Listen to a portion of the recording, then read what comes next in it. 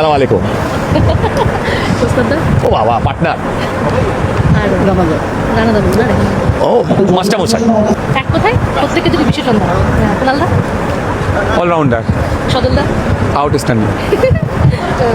কোস্তবদা কৌস্তবদা তো একদম অ্যাডভোকেট, মানে বুঝতে পারছেন, একদম ম্যাপে যোগ্য, একদম মদনদা নতুন করে বলা যায়, মানে কালারফুল।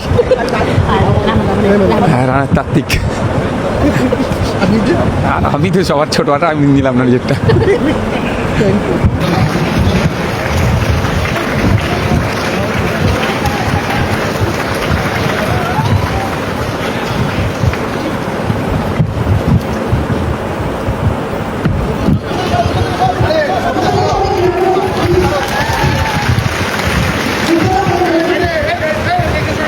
আমি কিন্তু একদম তোমার মধ্যে, মানে সব তোমার সিস্টেমেই আছি, তুমি চিন্তা করো না।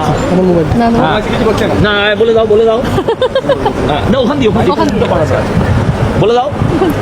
বলে না বাবা ধরে নি না না, সজলদা সব ঠিকঠাক আছে দেখছি, এখন পর্যন্ত ঠিক আছে। এই যে এই বলো না, তোমার কথাও রেকর্ড হচ্ছে। কথা বাইরে হবে। ভালো খেলেছে, খুব ভালো খেলেছে।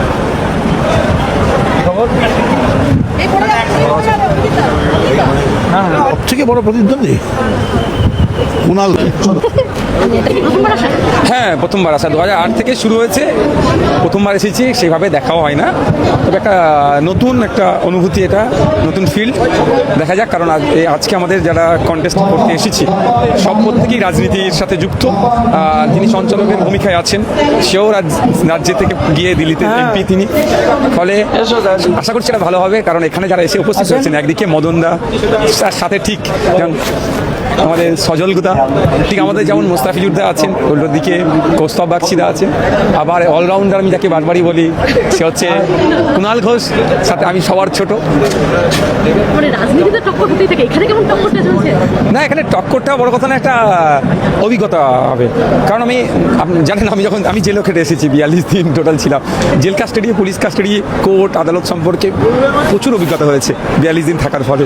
এখানে আসছি, একটা নতুন অভিজ্ঞতা হবে, একটা আলাদা একটা জগৎ। প্রথমবার আসা হ্যাঁ, কেমন লাগছে?